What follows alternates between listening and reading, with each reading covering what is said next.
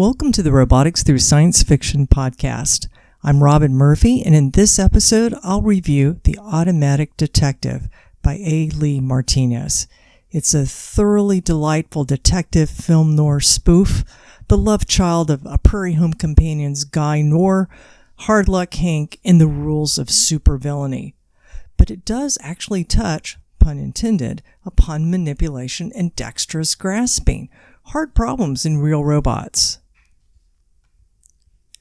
The book is about Mack Megaton. Mack is, a hulking robot originally designed to be a weapon, but like Yod and he, she, and it, he's opted out of the military.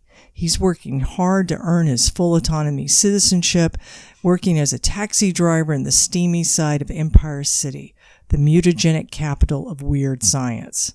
When his nice neighbors are nefariously kidnapped, Mack begins a reluctant transformation from a good-hearted lug into a hard-boiled detective, complete with fedora, trench coat, beautiful dame on his arm, and wonderfully stereotypical movie dialogue. We know how the book will end, but the humorous journey is the destination in The Automatic Detective. Clearly, the author wasn't aiming for scientific authenticity on this one, but his big lunk of a protagonist did touch on an interesting topic: manipulation, and more specifically, dexterous grasping. Mack is stymied in daily life by his robot hands being large and not dexterous enough to tie a bow or handle delicate objects. He essentially has the fine motor control that you would expect from a spray painting robot. Very little.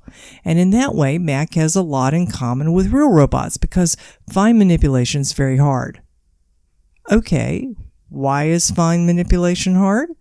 We humans are very successful with it because our hands have a huge number of joints, which we call actuators and links, and our skin is highly sensitive to touch, tactile sensing, and to forces such as the weight of things, haptics. Robotics has lagged far behind in building hands, which we call end effectors because they're a device at the end of a limb that produces effects. It's a complex problem.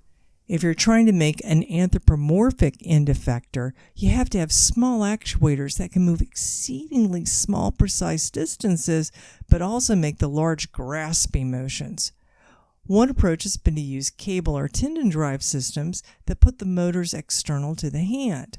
But in a mobile robot, as compared to a manufacturing robot, the motors have to go somewhere, so size is still a problem, even if they're not in the hand.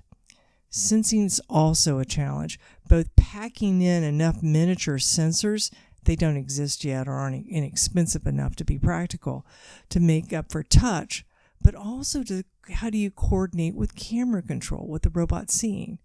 Mack has anthropomorphic hands, but they are too big and without fine control. The list of open research questions for anthropomorphic hands is practically infinite, which may explain why robots tend to have hands like a vice grip jaw, because they're just two surfaces to try to move and control. But the simple jaw has no real dexterity, so while it works for grasping metal door handles and IEDs that you don't care about if they're going to blow up anyway, it's decidedly not great for picking up eggs or performing surgery. So if there were robots in the 1940s, they would have had vice grip jaw end effectors. It turns out that there is a third alternative to vice grip jaws and anthropomorphic hands. Soft robots. Yes, Big Hero 6 Baymax soft robots, only hand-sized. The idea is that an airbag-like inflatable surface encompasses and conforms to the door handle or object and then solidifies. Thus, it grasps the object. The contact provides enough friction to allow the end effector to pick up or turn the object, thus providing the actual manipulation. Currently, this is very experimental and works only with objects that are dry and clean.